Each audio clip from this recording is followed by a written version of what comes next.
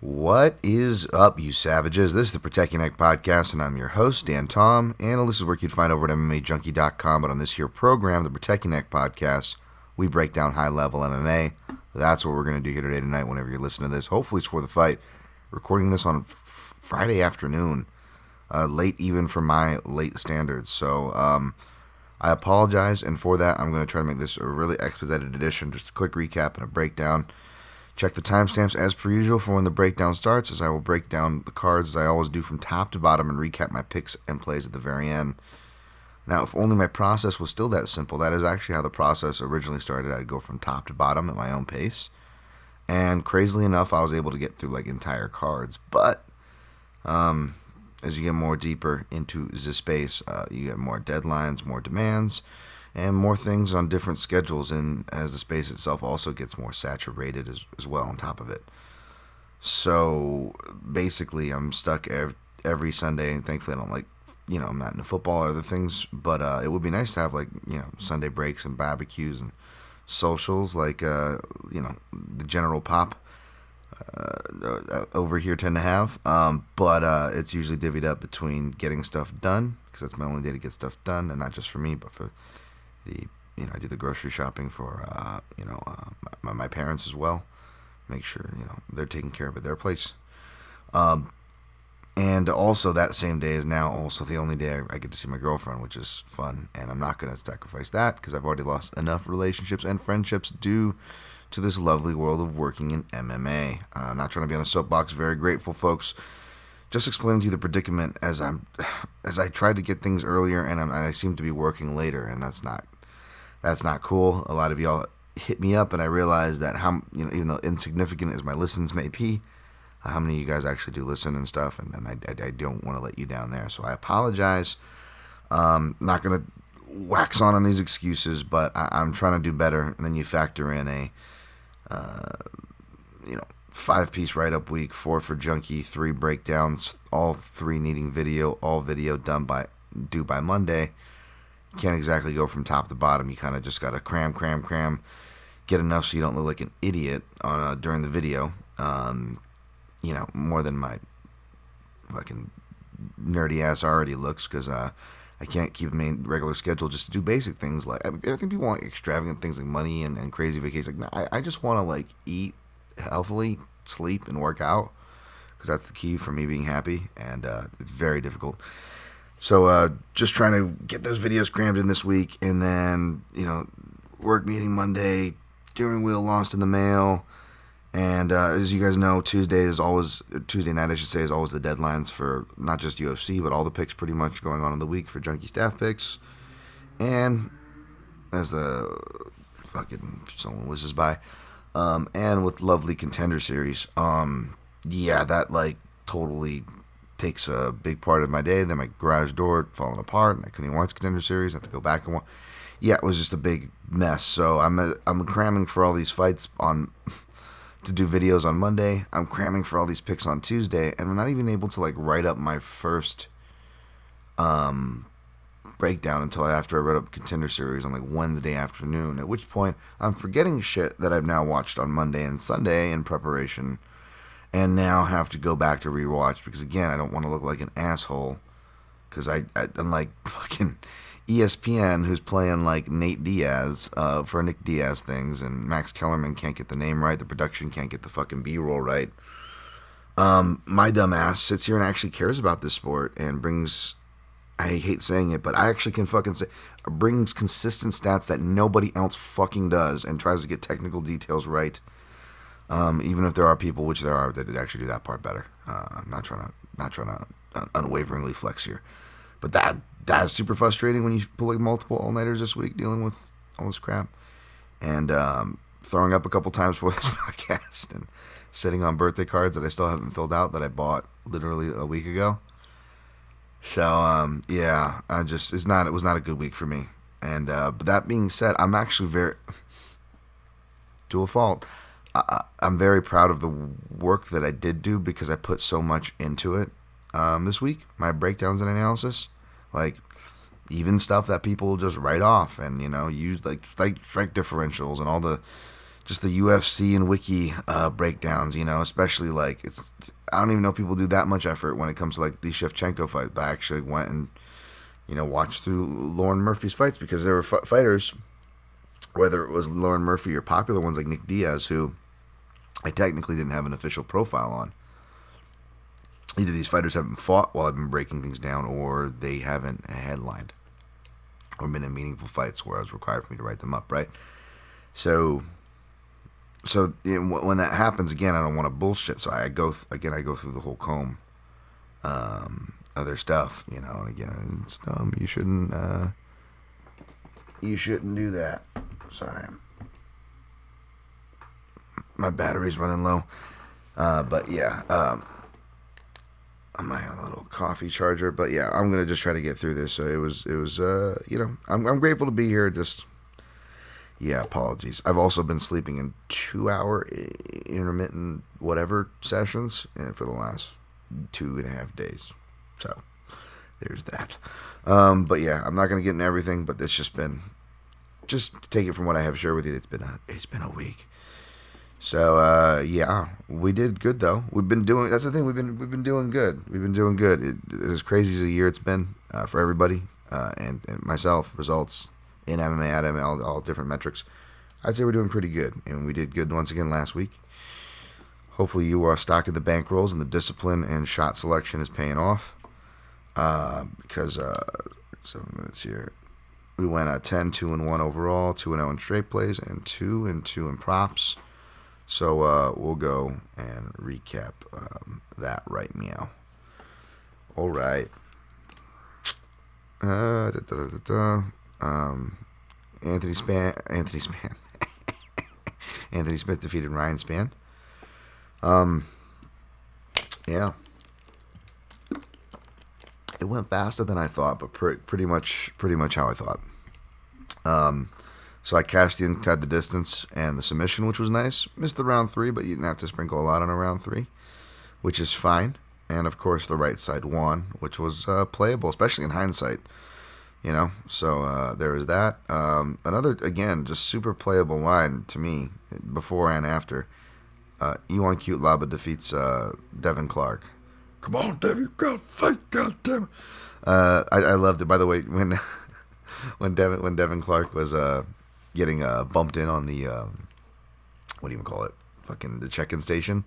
Like, you could see, it's funny, like people like shouts to my man like Conor Rebush were tweeting out like just like Devin Clark's fear of his father. Like you could actually see that wasn't a joke. Like you could see that when they do the grease up station before they get greased up, they have to bump their cornermen before they put the grease on, and like Devin Clark was treating his dad like the guy you don't want to like eye contact with because he's gonna bring you in for a big one, and you're not trying to do that. You're running late. You're not trying. You already don't like goodbyes. You want to leave the party, but David Clark is that presence where he's just, you could feel him staring at you like, oh, don't you think about turn around, boy, give me fucking skin. My voice is gone, but I'll still try to dig it up for some David Clark for y'all. But yeah, the inside the distance didn't catch but like I said, it was low enough to play money line. That was the straight play via Odds Checker US, and it cashed. Ariane Lipsky defeated Mandy Bohm. Don't remember anything about this fight. Stayed away.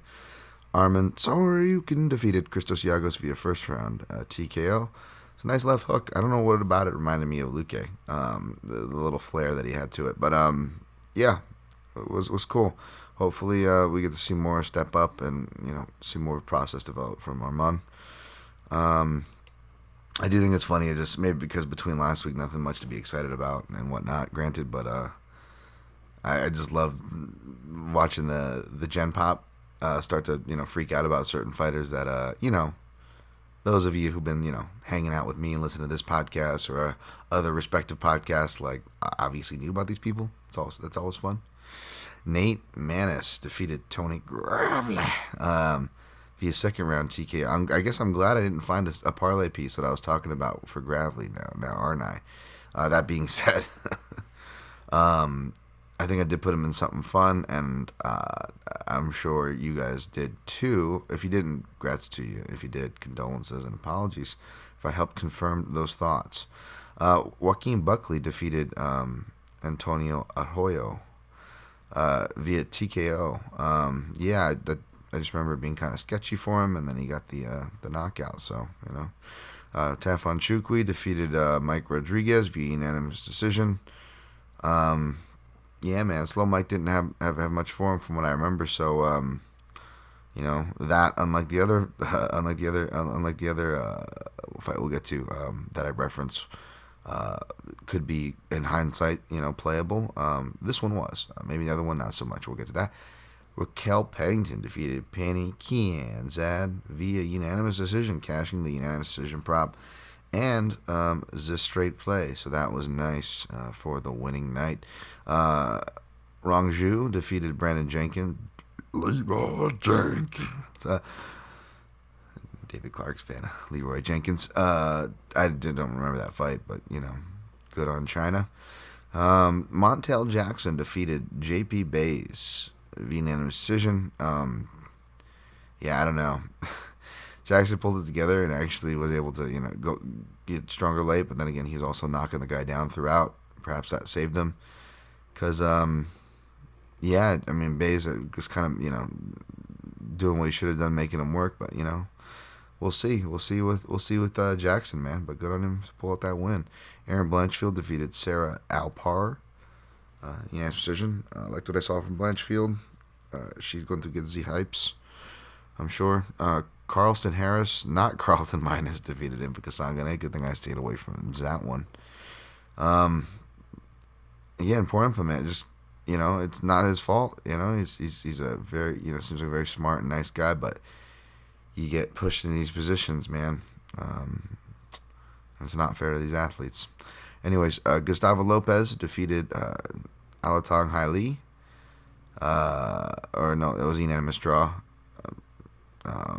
I wasn't watching close enough to invest, and even though I was biased, I ended up staying away, so it doesn't matter. If I would have paid money, I would have just got it right back anyway, so I feel less bad about not investing on my guy. But again, it was consistent as usual with what I told you guys pre. I give you guys the honest truth, good or bad.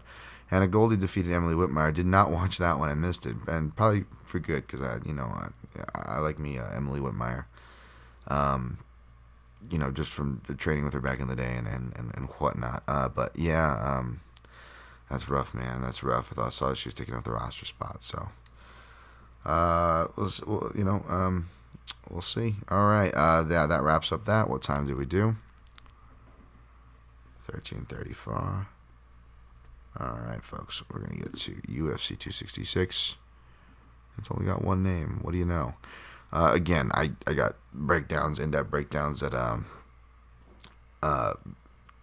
very proud of up there at MMAJunkie.com. If you want to check those out and share those. A lot of gifts attached that I was also sharing throughout the week. A lot of those gifts have threads. God forbid, maybe some things you can even learn. So I dare say my timeline is pretty resourceful with the analysis, with what I do, I suppose. So there's that. So thank you guys for your continued support there. Also, my anyone who checks out, shares, shouts the Dana White grading the winners that I did that this week as well. And then of course the bets, which are gonna, just like last week, I'm staying disciplined. What I'm giving you here is actually gonna match my odds checker US. So again, I'm not bullshitting you when I tell you that my best bets go up there for the written. If you like that better, so we can find that. Which I don't think is up yet, because it was the last thing I did in the V hours of the night. Which is silly because I ended up playing exactly what I laid out in the beginning of the week. It just took me so long to get around to fucking confirming these plays because I have to do the legwork. I have to do the process. I'm OCD like that, and my ADD makes it difficult. And those two things are used like that very loosely, but I legit have those things, and I'm finding out how legit they are as they worsen during this pandemic. But yeah, who cares, Dan? So we got Alexander Volkanovski minus 178 and Brian Ortega plus 150 to headline. And this is an interesting one. I feel like technically you're still getting a discounted line on Volkanovski because he opened at minus 185. But I was hoping the line, like it did with Max and anybody that really faces Ortega, he has that popularity effect. I know that it's undeserved, but it's an effect, and it affects the betting lines. So I was hoping it to maybe go more toward minus 150 on Volk, and just play money line, because unless you're confident on a side, I think there's too many intangibles to go angle hunting on this one. Even totals get a bit tricky. Total set for 4.5 like that. I feel like that's just, I don't know. I don't like that at all. You can go under and get plus money, and technically that's a prop as far as kicking for coverage. That's a very much one of your highest coverages you're going to get, is an under 4.5 for plus money as far as value and coverage goes on paper. But the matchups, as it should indicate or dictate, it dictates everything for me. Maybe to a fault sometimes, but I still believe that it should be at least a part of your process. It does need to coincide with the styles, especially in MMA, especially with the volatility of MMA. And stats will only tell you so much. Now, I don't hate it because Volkanovski said he wants to finish Ortega, but that could get him in trouble and get him finished. But hey, that still cashes your under. And although Ortega proved he can win a 5-round decision, again, I believe that was more of a styles match. And as far as styles and stymieing styles go, he is going against the most stylistic stymier of them all, not just at featherweight, mind you, in Alexander Volkanovski. So, real tricky there if you want to go contrarian and account for an Ortega decision, which is why for me an underplay almost feels just like a Ortega play at a lower price. I know you're technically getting coverage with Volkanovski in there, and I don't hate that, but I still feel like at the end of the day, Volkanovski fights smart, and that's where his trend is headed, and that's where he needs to be, and that's where as much as he's talking, in interviews, as much he's also, stating the things like the head position and the stuff which, by the way, as I state in my breakdown, whenever I'm looking at a Brian Ortega fight and trying to decide if I'm going to pick him or his opponent, I'm always looking at his opponent's head position. That's pretty much the top priority when I'm breaking down a Brian Ortega fight, because that's where things can turn in the blink of an eye. Obviously, with strikes, you keep your head offline or you don't protect it. But I'm more talking about where they go, where's the head position resting in the clinch, where is it in collisions, where is it on shots, so forth, etc. Where is it in scrambles? These are all huge questions you need to ask yourself anytime you're facing a Brian Ortega or a Charles Oliveira, which, by the way, as I lay out the video evidence, like I tie all their front headlock, meaningful front headlock threats and finish, and literally, I don't even want to say 99.9 because I'm pretty sure it's literally 100% of both of them. They're always wrapping up the left side. Now, I know Ortega's always fought from southpaw and has been doing it a bit more. I would expect him to do it more here as well. Even though Volkanovski's proven he can attack the legs just as well when his opponent goes southpaw. On paper, the power kick is easier to check, and ideally they cannot get as much power going to the outside, although a lot of fighters can do really well with that. You cannoneer, I think Volkanovski himself, and whatnot, so I wouldn't be surprised to see him do that, but it is ironic because, Ortega, though he does now list himself switch stance, primarily has fought orthodox for the majority of his UFC career, as well as Oliveira, obviously, so you would think you were doing yourself a service by shooting to their weak sides, being that the only thing from that weak side is a left hook that's good left hooks on both of them, but left hooks get you taken down, right? So it's lead knees and lead side kicks you want to worry about if you're shooting to the weak side. So on paper you think you're safe there, but no, guillotines, they actually on their lefts is where they finish it. So future future opponents, teams, coaches, corners, strategists, and consultants alike, keep that in mind when you face Brian Ortega. Speaking of birthday card, the birthday present attached to it just fell in the trash, like a sign of all the clutter and craziness here. So that's something I look at, and Volkanovski's been super disciplined at that. There's times in the beginning of his career. Like if you look at the way he shoots, like oh yeah, Ortega would take advantage of that. But if you look more recently, something Gallo brought up on the podcast last week, the week before, I don't know, but head position, yeah, the week before. He goes more toward inside and outside trips, stuff like that from the clinch, much safer. And credit to his coach Joe Lopez, Freestyle MMA. They still don't get enough credit. I really went to look back, and I'm just like, how much did Volko really go with city kickboxing? And it was for like a lot of his important fights. You see, obviously the Max Holloway fights. You see Eugene Behrman in there, but you also see Brad Riddell there. Riddell high. As I say with my other friend Brad Braschuk, the best person at city kickboxing, Brad Riddell. And it's actually, that's the connection. I don't know if it's because Volkanovski used to train over at Tiger Muay Thai, and that's how they met. But he recruited Brad Riddell into his corner and stuff before the city kickboxing, and that's how that bridge kind of went there. So if you want to credit anybody from the city kickboxing or the feints and stuff, which again, Volkanovski was actually showing, starting to develop this game before Behrman appears in his corner, it's Brad Riddell. So get it right if you want to bring that up, or just make sure you shout Joe fucking Lopez, his head coach. And a guy really underrated. I talk about that head position, and Joe Lopez, you hear him in the corner yelling at Volkanovski almost as if every opponent was Ortega, yelling at him on his head position. It was great. I love it. So again, I just, obviously lazy analysis is a pet peeve for someone like me and what I put into it. I could only imagine like the people actually out there doing it, how they feel when they don't even get the fucking credit. And with all the lazy like takes out there, you just hear like Eugene Behrman, city kickboxing. Oh, how's he gonna be with that? Like without him in there, is he gonna be there? Like, dude, he's like one small piece. Like, if anything, So it just feels really disrespectful to these coaches who really, really put in. That's why I always make it a point to shout them. The Safe Sayus of the world. Especially when they're doing like setting examples.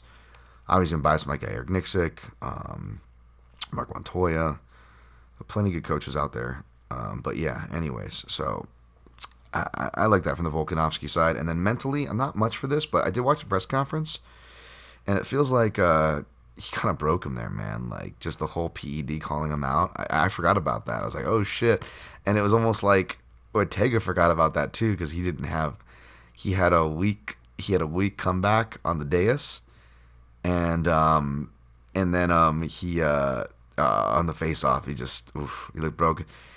And even though he looked good on the scales, he looks more defined, I think it made him for a tougher weight cut, because he had like Jeremy Stevens face / Conor McGregor face when they fought at 145, where they're just sucked in on the eyes. Now he didn't look as much a Skeletor as Conor or even Jeremy, but he was one click down from it on the scales as far as you're looking at his skull structure, his eye socket drainings. Oof. So that's not good. Maybe Volk does, hit him with a left hook. I think Volk's just really going to beat up his legs and the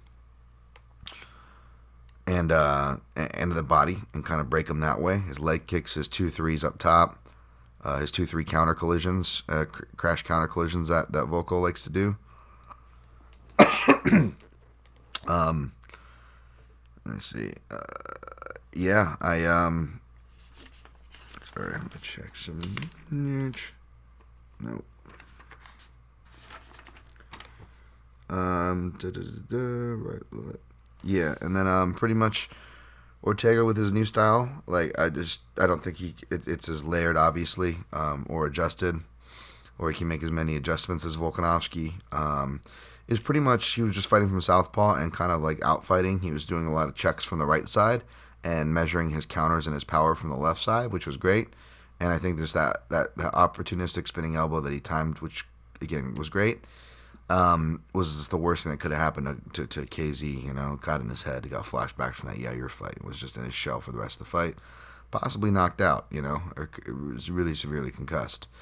So, he definitely caught us by surprise, but I don't know how much, stock in compared to a more proven 5-round fighter like Volkanovski you want to put into that. So I'm actually feeling more confident in Volkanovski. I'm still of the mind to stay away from this and enjoy this as a fan, but I'll tell you, if the line gets below 170 toward that minus 150, I may just take Volkanovski money line if I'm in a position where I need to or want to. Not need to. You should never need to. But if I want to chase, maybe I can do that. But I don't know. I've been staying disciplined, and I'm going to ride that out. But it is tempting to play him, just regardless whether I'm doing well or not, depending on what that line does. That being said, if Ortega, Volkanovski has been hurt before. If Ortega hurts him, jumps on his neck, shouldn't be too surprised. So, if you're taking that dog stab, good luck. But yeah, I think Volkanovski gets this done. Officially taking him by decision. Next fight, Shevchenko minus 1800. Lucky Lauren Murphy plus 980. Again, as usual, line is not indicative as of Murphy's chances, and I'm pretty sure I said in the intro, I even took the time to go through Murphy's game. And it's great. She didn't really fight many southpaws. Like, she fought Carmouche, but it was one of the fights where Carmouche fought orthodox, so that doesn't count. And the only southpaw she fought UFC level, or even in Invicta, including Invicta, was her exhibition fight on Tough, which was a loss to Nico Montano, the other flyweight champion. So it's like, yeah. I could only find like the highlights for that fight, and it pretty much just looked like, Lauren, who obviously wasn't having a good time in the show, which is a reason why I don't condemn fighters too hard, because they're out of their camp, out of their corner. It's weird in that Tough house, and Montano kind of surprised everybody, obviously, and she used a lot of kicks, which Murphy has traditionally not had great kick defense, to the legs particularly, as well as to the body. In fact, the times that she's seen most hurt have been to the body, but she keeps a really good poker face. So, spoiler alert, I took the over 2.5 minus 120 just for a fighter that's never been stopped or submitted. Out of principle, I got to take that value, especially with the habit of overcorrecting. Everyone overcorrects steering wheel. Whenever you have these big lines, you get lazy analysis, and then you usually get it's like, oh, you got to hunt for your angles, and everybody goes inside. Everybody assumes just because someone's like north of 1,000 favored in MMA, oh, that must mean they're going to get the finish. Like, no, stop, get that out of your head. Can they finish? Yes, but no, that's not what it means. Stop bending over backwards to bet the biggest fighter of the card to your detriment. I get it, and then shit, these houses sure as shit get it, because they keep making money off of the gen pop from it. But as I say that, I take an angle here, right, for a Cole Hard 1.2U. But it's more that I don't think that, Valentina's just going to come in here and wipe the floor. Like, we haven't seen her fight slow fights before. Like, we haven't seen her go win inside decision in a clear pattern already, which she's due for another decision, by the way, which is my official pick, by the way, because Lauren Murphy's never been stopped or submitted, by the way. And it's in the big cage, by the way, so a lot more time to move and less clench and, ground time for either of them to get their elbows going, which is, unless, let's be honest, unless Murphy cuts Shevchenko, she ain't getting the stoppage, even though Murphy hits hard. And unless Shevchenko either cuts Murphy, or, as I was talking about the body notes, I really could see that liver kick coming through. That is my one worry here, I'll be honest. Unless it's one of those two things, which, by the way, a perfectly placed liver kick or a cut will take anybody out of a fight, no matter how tough they are, for different reasons, but both are very absolutes as you can get within that department. But outside from that, I don't see Shevchenko submitting Murphy unless she's dead tired in the 5th round and took a bunch of damage. And I don't see Murphy submitting Shevchenko. I see her maybe, controlling her and really surprising some people and getting around her too, like Maya did, and doing more with it. Maybe she opens up a cut. Like, that's the more realistic path to victory. But with it not being in the small cage and Shevchenko just showing more and more improvements, I clipped one of the things from Maya that I did in her last breakdown. I reshare that in my breakdown on Junkie. You just look at a lot of the things she's making improvements on and the way she'll adjust. Yeah, it's hard to be confident in any of that noise. So I do think this goes over. I think Murphy's toughness sees her through. You know, we saw that when she last time she fought a high-level Muay Thai fighter, Miriam Nakamoto. Of course, she started outlasting Nakamoto and hurt Nakamoto with a takedown. Nakamoto hurt her knee on a takedown from Murphy. And that's how she became the first big... And I'm not trying to take away from Murphy, by the way. I think it was awesome. You know, good for her. And I'll be really happy for her, by the way. I'm rooting for her, you know. One thing about Shevchenko, like, Jesus, my God. I don't know if it's like the horniness for her is just out of control, but like it's really fueling her ego in bad ways. I don't know if you saw like the press conference, like she couldn't even she couldn't even finish her sentence where she wasn't even trying to make a joke, but she thinks she's making some clever point, even though she's just saying like the most basic of answers, which is ironic because if you notice, she's been fucking snippy and mean and shade to like every fucking question she gets. Like, I get it. These press conference scrums, like the media asks the same questions. It's not fun. I get it. But she was just like, I forget, someone's like, oh, in your opinion, do you think that? And she's like, in my opinion? What? In my opinion? And looking around, like almost like to gather people, like, let's come on, join me here. Let's circle in on this idiot. Come join me for what I'm about to roast this idiot for. And it was just really, she had that vibe for like every fucking question. And then maybe it's because on the back end, you've got, like, again, I don't know if the horniness is out of control. Like, she can't even get through a fucking sentence. And everybody's just like, Valentina, please. I'll just do whatever you want. Fucking, just simping out. And, like, they're, like, popping like she made a joke. I'm like, she didn't make a joke. B, she didn't even finish her fucking sentence. Like, it's like a comedian, like, trying to make a punchline. And people are, like, laughing at the first three words. Like, they're just so... Like, and she's like taking it anyways. It was kind of gross. So yeah, man. And Lauren Murphy's story, I don't know. I've always been I've always been a fan of Lauren Murphy. She seems cool as fuck. Appreciate people who've been through adversity. So I hope I'm wrong. I hope Murphy wins, but the pick is Shevchenko by decision, and the play is the over. All right. Robbie Lawler minus 152. Nick Diaz plus 128. Boy, this is a stupid pick. I picked Nick Diaz to win by decision. Knowing it's a 5-round fight, but not knowing it went to middleweight, or Diaz came in the shape that he did, and I don't want to be someone that overblows it, but I also don't want to take part in this argument where like everything has to be one side or the other. I'm not of the tinfoil hat where, like, you know, look how big Nick came in. Surely he has a plan. Like, to quote Heath Ledger and The Dark Knight, like, does Nick look like a guy with a plan to you? You know? I mean, the guy up there, and well, I'll get to that in a second. You know, but you know, to that point, he did look like he was out of striking distance of 170. So you got to ask yourself, was that intentional or was it not? Now, I don't think a lot of this stuff is as intentional as people think it is, because again, a lot of the things the Diaz heads and people who've been around MMA for a minute are reminding the masses, thankfully, is that this dude's always never liked fighting. This dude's always took pauses, big pauses between his words. For anybody trying to like equate him to Holyfield out there, like none of these things are new. Nick's always showing up late. And so I completely agree with those points. That being said,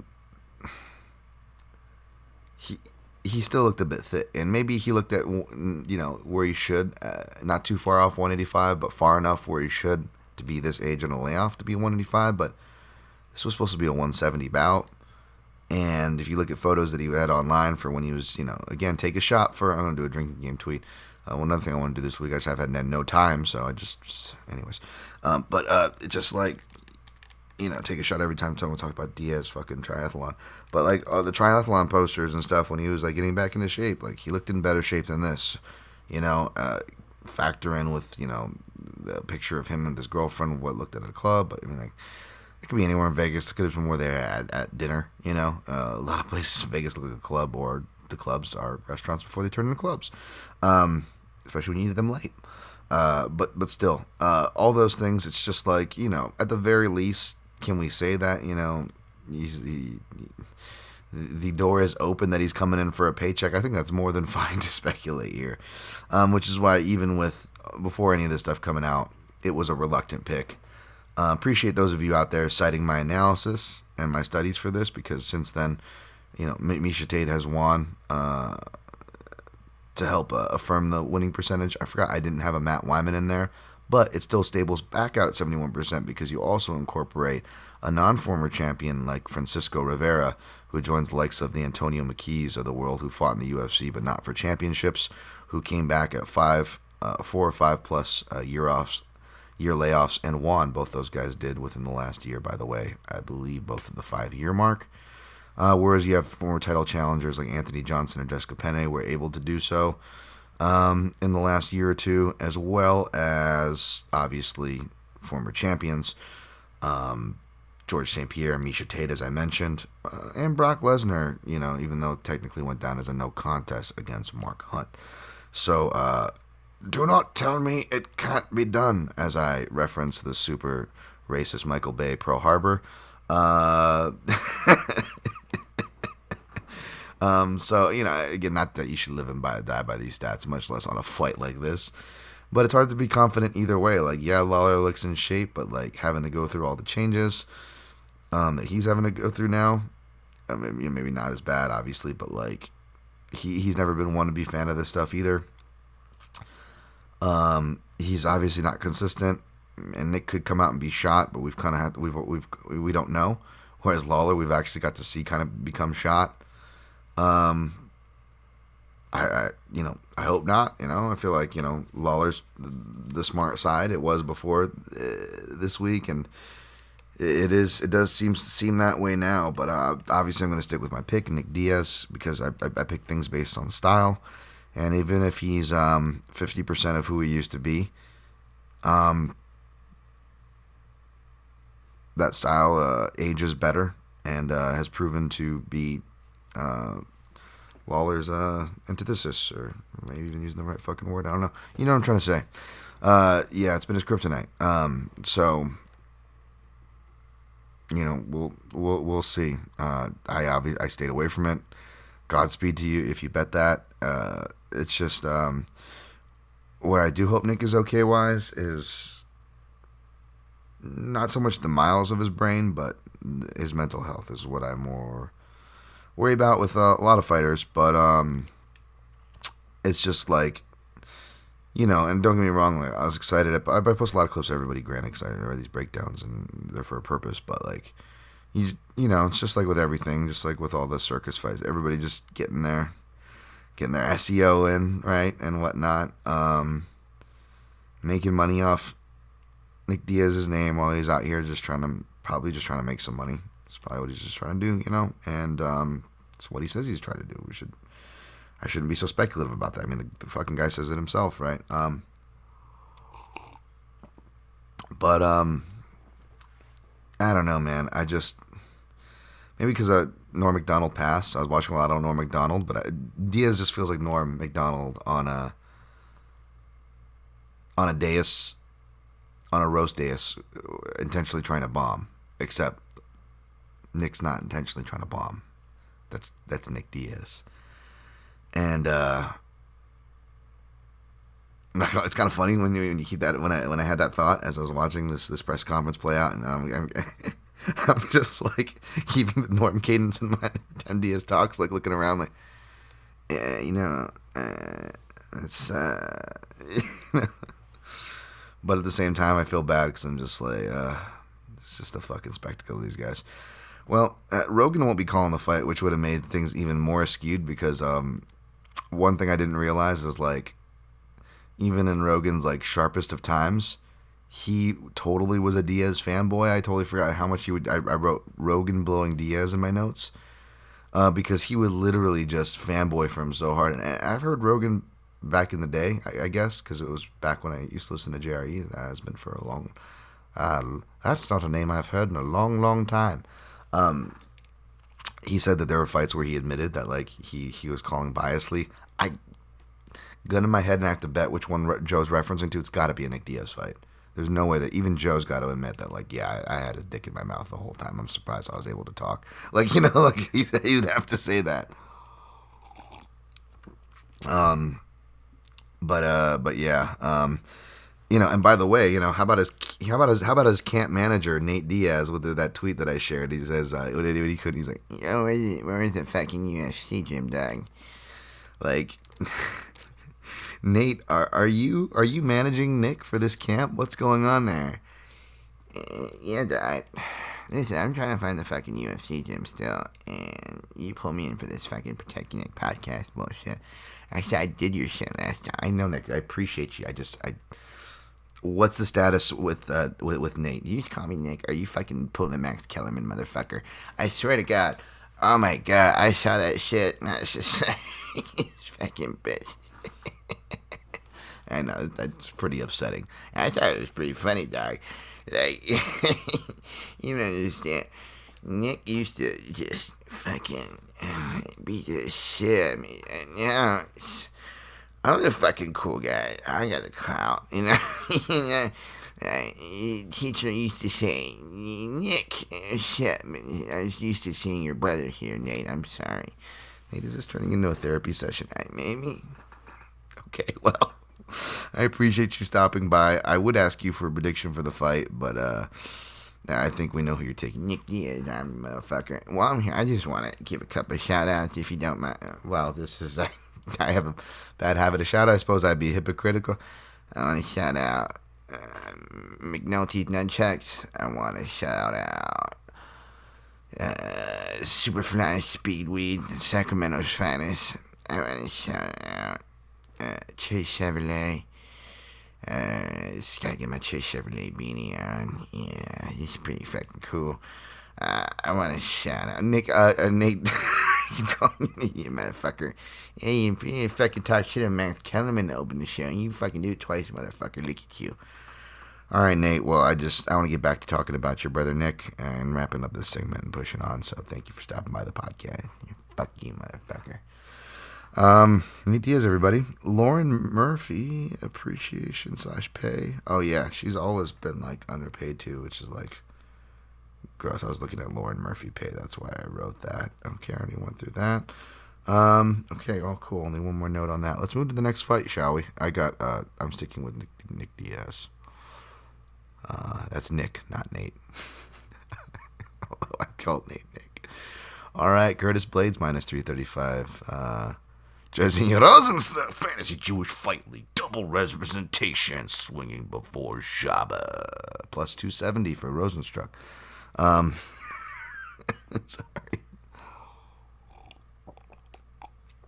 Shouts to my Jewish brothers and sisters out there, by the way.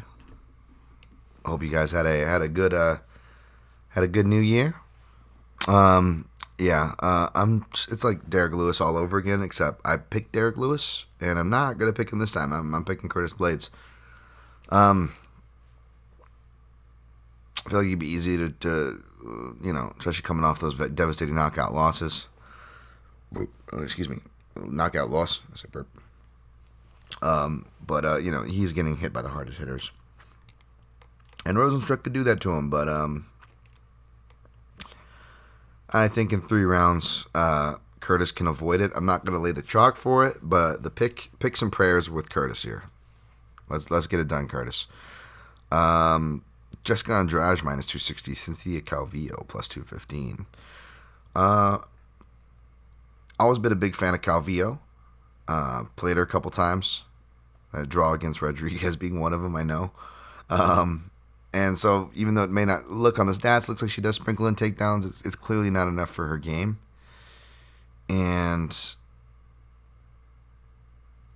there's an excuse for it with you look at the striking she came from and the camp jumping she was doing. But now, This is, I believe, her second camp, full camp with Extreme Couture. She's using that Gifford guy, the boxing guy who's worked with Tate and some others, Caraway back in the day, for her boxing. I'm not sure how well. There are some connecting pieces to takedowns. Obviously, we've seen it with Tate and whatnot. But a lot of times I think it comes down to your level change. And with her process and sensibilities, I don't think we're going to get enough consistent pressuring or corralling, much less getting so much of that from the style. I think that kind of stick and move, but striking with a purpose style, ideally striking with a purpose, of course. We'll see a bit more of that. We saw that a bit with Tate, right? When she fought Holm, she kind of picked her spots, but was probably playing on the outside much more than really she should have been, right? So that is a worry. It's not in the small cage either, which is good because Andrade, I could see the angle of, well, maybe Andrade will play into it. She'll take it down, and Calvillo scrambles to the back, and that's where she's going to get this fight and get it done. And I wouldn't blame you, but the thing is, Andrade has shown that she can be more than happy to stick it out at range 2. As we've seen with that Rose Namajunas fight, especially in the rematch, where she had an argument there.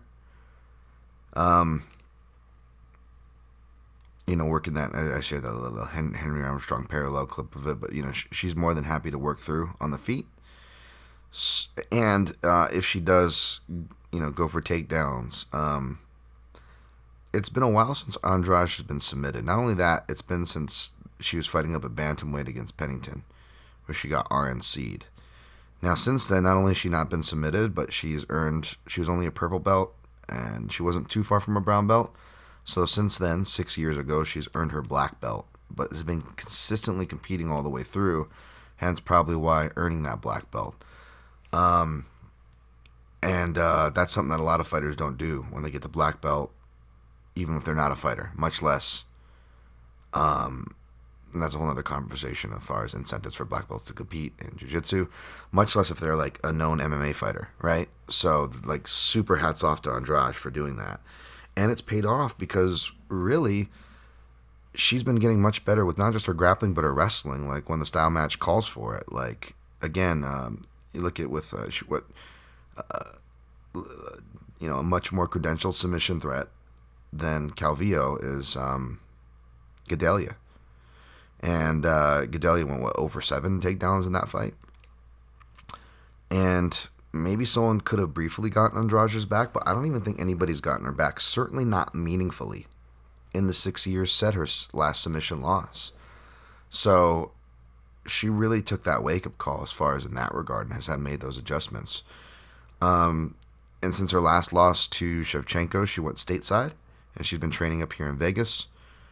And she also went a bit to Florida to an American Top Team affiliate there, and more importantly, she spent some time both training and competing in grappling tournaments in Sacramento over at Team Alpha Male, Calvillo's former camp. So I really like those trends from Andrade, especially for this fight. And basically in a 3-round fight, I don't think Calvillo can knock her out. And if Calvillo can't submit Andrade, and if you look at it, like Calvillo, she's gotten to the back, but she's only gotten like 3 submissions in the UFC, and all lower level people who have long been out of the UFC, I believe, offhand. Unless Calvillo can submit Andrade, who is now a legit black belt, I don't see her winning this fight. I don't know if she'll get finished because she's really durable.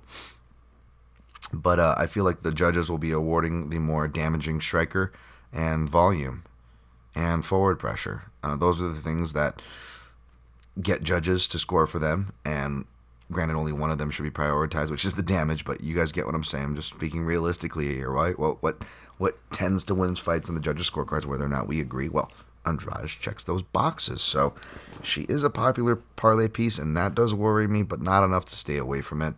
I took Andrade for the first leg, and I'll pair her up here shortly.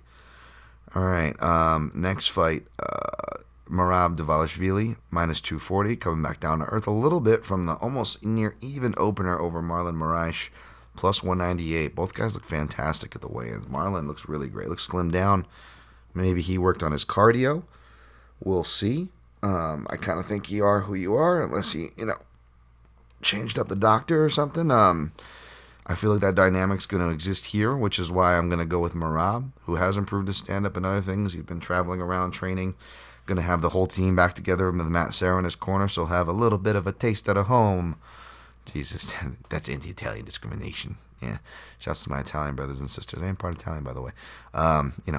Condolences for the Mario news. Again, hey, representation's important, and Italians should be able to represent Italians too. Why not? All right, Jesus, Dan, come on, move on. I'm going to take the Vols. Really, not much to say. I felt like, especially like minus 300 price, is just too chalked up for me to even play it. I stayed away from this one. Next fight, Daniel Huka, minus 144 versus this week on Hack, Nasrat Hack Paras, plus 122. Taking Dan Hooker. Been a big fan of Hack Paras. He's shown to be wild, and his aggression could cost him from the knees to the hooks to the counters of Hooker, as well as the guillotine, and Hooker not a fish out of water. I feel like Hack Paras' best thing is to make it kind of anticlimactic and to really dedicate to wrestling him. Hooker against Southpaws, not a lot in recent memory. I mean, he got knocked out from Michael Chandler in a shifting southpaw stance, but as far as dedicated southpaws, this last one he fought was Jim Miller. I'm not sure if Jason Knight was fighting from a southpaw stance when they fought, but he lost to him via back control, so it was grappling anyways for what that's worth. Not sure about what Maximo Blanco actually would shift to southpaw a lot and had a lot of success from that stance. But aside from that, we haven't gotten consistent looks there, so that will be kind of interesting. But I do think that so long as Hooker doesn't forget about his jab, all his other tools should still translate quite well. Maybe he doesn't have that outside calf kick, but everything else should translate quite well from his arsenal. So I'll take Hooker, but I didn't play it. Chris Dukakis, minus 205 versus Shamil Abdurakhimov, Dagestani Randy Couture, living up to the name as 40 years old, plus 172. I've been familiar with Shamil since like 2015. Since first writing, I've got like the notepad mixedmartialanalyst.com version before the site went live. I've got Shamil profiles up in those notebooks. But the mistake, everybody thinks because he's Dagestani or Russian, that he's amazing and / amazing at wrestling, which is not the case. He actually comes, like a lot of people from Dagestan, if they're not into sambo or wrestling, they are into, especially in Makhachkala, there's a lot of wushu sanda. And it's got opportunistic takedowns, but not much from there, which is why his game falls apart, which is why he'll barely pass, ride, and strike, and he'll let his opponent up, even when he's on the right side of grappling exchanges, and which is why he is lost, fish out of water, and quick to be TKO'd once put in a compromised position. As we've seen, whether it's against legit guys like Blades, or, by the way, legit guy in my book, fucking Timmy Johnson. But that was just a really suspect fight where you're just like, ugh. When he gets put in bad spots, he'll complain, but there's some kind of suspect that maybe he wants out of there. Now you couple that with the fact that Shamil, if you look at, he's pulled out of a bunch of fights recently. Him being inactive is not normal. The guy has only averaged like one fight a year his whole career. That is not abnormal. But He is entering his 40s, which is not detrimental or a death sentence as heavyweights, but doing so off of a 2-year layoff. And in that 2 years, he's avoided like 5 fights, and 4 of them are to the same 2 people. Cyril Gane, which he avoided 2 times, which makes sense. I don't blame him. And Chris Daukaus, which tells me it's like, dude, are you just avoiding the young guys who can push your shit in? And now you have no choice because it's been 5 fucking strikes in 2 years. So now you have to fight. And, Dan, Tom, whenever a fighter, whether it's through injury or other kind of pressures, when they're put in a position where they have to fight, I tend to kind of lean heavily into that if I have other reasons, because that also means if they're injured and a bunch of other stuff, well, they've already used all their points. They have to fight. I don't, whereas Daukaus is hungry, he's been taking it personal because he heard, and this comes from Shamil's own mouth, quoted by the matchmakers, is that Shamil's excuse for the last one was that training camp, he was tired from training camp and didn't feel like hanging around and doing, hanging around for a rebooking. Like, that's a huge fucking flag, and Daukaus looks to have taken that personally. Outside of Daukaus running into a counter, which, Shamil, to his credit, can walk people onto, as he plays on the outside and moves deceptively well for his age and weight division. Outside of that, I don't think he's got really anything for Daukaus. Daukaus can throw away shots and come with others. He's more powerful, more faster. I just like what I see. And he's a Brazilian Jiu-Jitsu black belt that he hasn't gotten to show. So if it does go to the ground, he's definitely going to wipe him out. And even though I'm sure he's eager to show his submissions, he still hasn't gotten a submission yet after 10 knockouts. So that's A, a hard trend, and B, I think he's going to want to punish this fucker from the way it sounds like for what Shamil's put him through. So I actually leaned on the KO prop because you get some plus money there.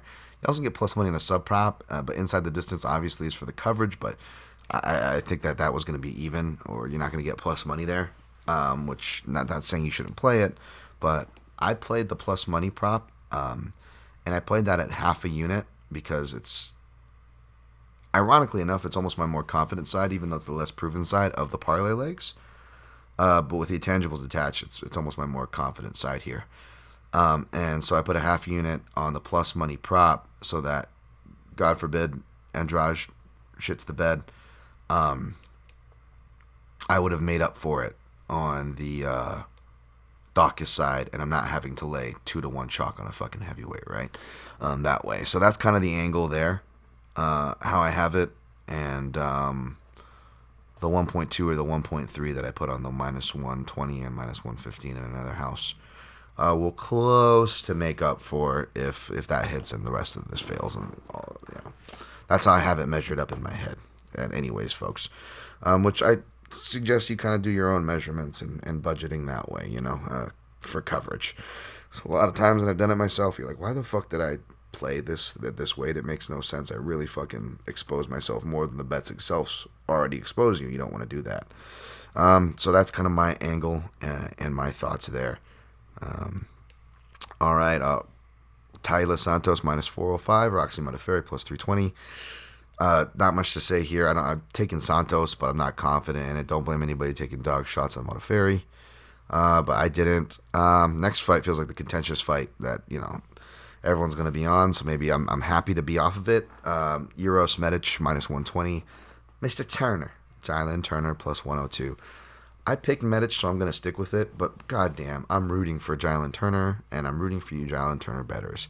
He was the tempting side here. I feel like it's a dog or pass. He's more proven. He's better on the ground. Brazilian Jiu-Jitsu brown belt. He'll have the length parity, but here's the thing. Medic, granted not the best guys, but even like going to like the Flowers dude on Alaska FC to like, Cruz to other fighters, like he's actually had size parity. Granted, not southpaw or a southpaw who can switch or one as sharp and as dangerous as Turner can be. He has faced that, and he's coming from King's MMA, who I do love King's MMA, but you know how I'm gonna lump in Phil to make me feel better for hating on Chikadze. But you know how me and people like Phil McKenzie and other analysts feel about, he's got a lot of those same vibes where this guy is just like, athletic, jumping in and out southpaw. His defense doesn't feel like it's been tested because he's so wild and aggressive, and he's just been on, he's been the hammer. He hasn't really had to be the nail yet in a meaningful level.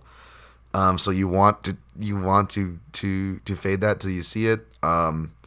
It's tough because even though his defense isn't tested and whatnot, and it just seems like all like offense and strong kicks and power punch and you know what, Turner, for all the improvements he's making, defense is not one of them. Both with his grappling, and he still gives up bad takedowns. He still gets hit with shots maybe he shouldn't get hit with, so on and so forth. And the tall guy thing, the body being open, the legs being what they are, and Medic being from all levels in a camp that can teach you how to kick from all levels. Again, I love me Kings MMA, my friends that are there. You know, just you know, I may give Chikadze shit, but you know, it is what it is. Also, it is too, and at least you know Chikadze has a cancer fund and whatnot. Hopefully, this guy has something too, because I hate to say it, I don't want to condemn somebody, but this Medic guy kind of seems like an asshole too. I know he's cool. He's like the new version of a couple of wild and crazy guys. Dan, did you really just reference a 1977 Saturday Night Live skit for an MMA podcast? Yeah, I'm sorry. But by the way, just the Serbian thing. I picture him doing that. Dan Aykroyd and Steve Martin. Go look up that skit. But and I know it's really easy to be level. You know, just cool. You know, yeah, for all these reasons, I get it. But like. That Flowers guy, because I wanted to see like what he looked like when he gets a submission. Like he triangles this dude, and the guy's like tapping, and he doesn't like strike to get in the submission or strike to get him to tap. Like you see people like, I can't get this triangle, so I'm just gonna like Anderson Silva looter him, right? He actually like cuts the angle and does everything you're supposed to, and actually impresses me with his ground game. Again, not doing it against a great guy, but you have to look at what they're doing. And this guy's kicking dexterity, well, that leg dexterity translates very well to the ground. So Medic actually impressed me, but after he turns the angle and he gets the guy to tap, the guy's like actually like tapping hard clear, and he doesn't even have to tap that long before the ref stops it, because the ref is actually right there in clear view of both the fighters and in clear view of the submission. Yet Medic feels the need to just start elbowing the fucking guy like a prick. Yeah, you heard me, like a prick. After the guy is already tapping. And then the ref like puts his hands on him, stop, and he's still doing. The ref has to like forcibly stop him off there.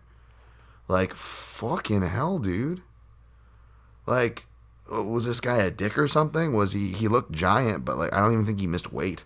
Like, you know, and he's just like, you know, just of course just all the normal cocky shit. Just, you know, he thought he could stand with me, you know. And it's just like, all right, buddy, relax. Yeah, you're the shit. Okay, fucking easy. So you know me, Dan Tom doesn't really like that. So like, it was worse than it was worse than, you know, what is it? Amanda Nunes elbowing Raquel Pa'alui's unconscious body after she choked her out, and the ref was like literally couldn't get Amanda to acknowledge him or the unconscious body she was elbowing. Has to drag fucking Pa'alui's unconscious body away from Nunes's celebration because she just. Anyways, but yeah, and you know, maybe, hey, maybe Medic is fucking Team Spectrum too. So, but I don't know. I don't give him that excuse. Coming from somebody that's not Team Spectrum. But yeah, he just kind of seemed like an asshole. So I'm rooting for Jalen Turner, big time.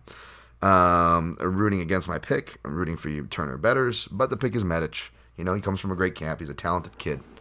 I am excited to see more as a fighter, regardless of how he conducts himself, which hopefully, you know, he matures as he should. But yeah, the pick is Medic. All right, next pick, Nick Maximoff. Then the Diaz special, getting their friends to fight on cards. Which, shit. Based on that, you might want to just fade the other side, especially if you're getting actually plus money for this one for Cody Brundage, who I believe didn't he lose to Thick Willie? Willie fucking Thickums. But yeah, I guess I'll pick Maximoff because that's who I submitted for staff picks. How about that? I clearly did not study this fight. Second up in the Fantasy Jewish Fight League, Semmelsberger, minus 500 versus Martin Sano Jr., plus 385. Gonna take Semi the Jedi, Semmelsberger. You know, listen to his interview on Unfilter. Dude likes himself some D&D. Interesting cat. Not hating on D&D, by the way.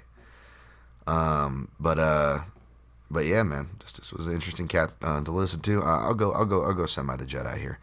Lastly, but not least, Omar.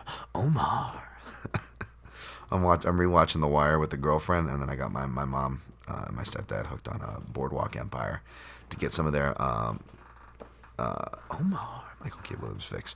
Omar Morales is what I'm talking about. Minus 158. Jonathan Pierce plus 134.